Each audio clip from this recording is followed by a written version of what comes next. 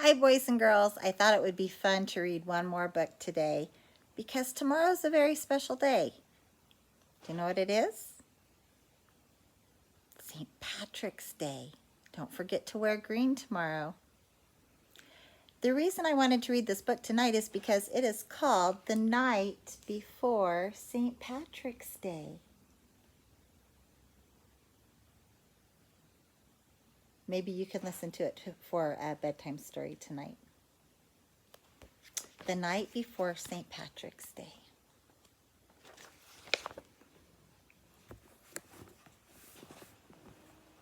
'Twas the night before St. Patrick's Day, and the day to wear green. March 17th, that's tomorrow. Not a creature was stirring, except Tim and Maureen. Happy St. Patrick's Day!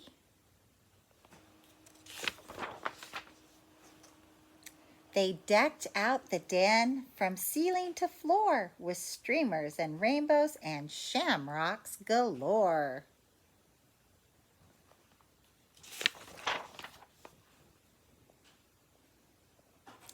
Later, they carefully made traps with gold charms and rings. I bet we catch a leprechaun. They love shiny things. For if they caught one, so the legend told, they'd find where he buried his big pot of gold. And they're making a plan how to catch a leprechaun.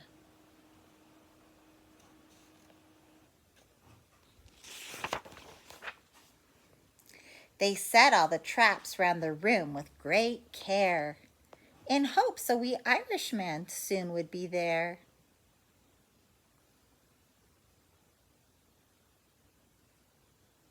Ooh, they have some good ideas for leprechaun traps.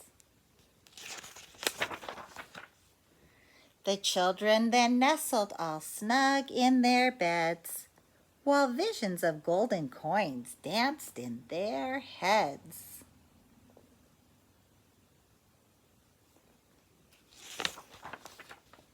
Happy St. Patty's Day, said Dad. Early the next morning, then he started to play bagpipes without any warning. He huffed and he puffed an old Irish song.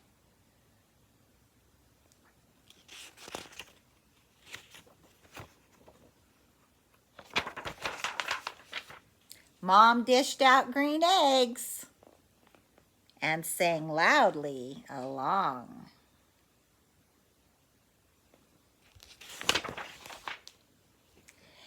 When from their bedroom there arose such a clatter, the kids ran down the hallway to see what was the matter. And what to their wondering eyes should appear?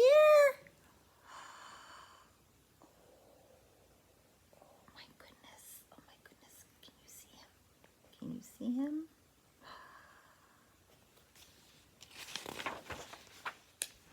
But a terrible mess! The leprechaun was here.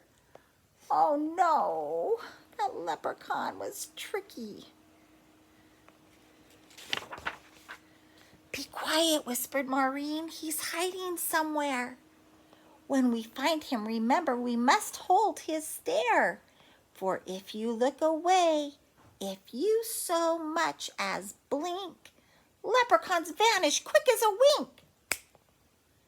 The kids trailed muddy footprints back and forth across the floor.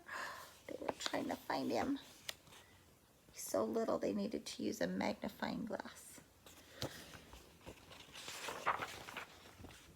which led them under Tim's bed and past the closet door.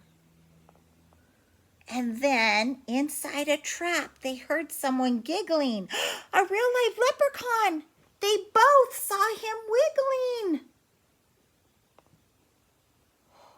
Did they catch him? His eyes, how they twinkled. His body so tiny. His hand clasped a trinket so golden and shiny. He was dressed all in green from his head to his toes, and he looked like a cobbler wearing fairy-sized clothes. The children approached him, staring straight in his eyes. "Tell us where the gold is. Don't be tricky. No lies." "I buried it under a rock, smooth and hard. It's marked with an X, right in your backyard."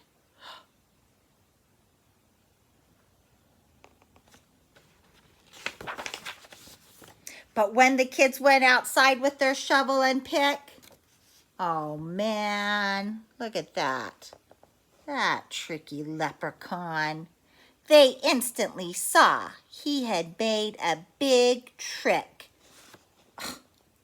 He had marked all their stones with an X. Oh, that tricky leprechaun.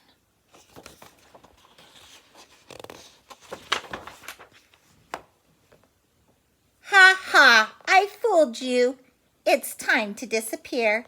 Happy St. Patty's Day to you, and better luck next year." Happy St. Patrick's Day.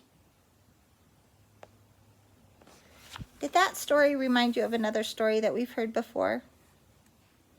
Did you say The Night Before Christmas? Yeah, that's what it reminded me of too.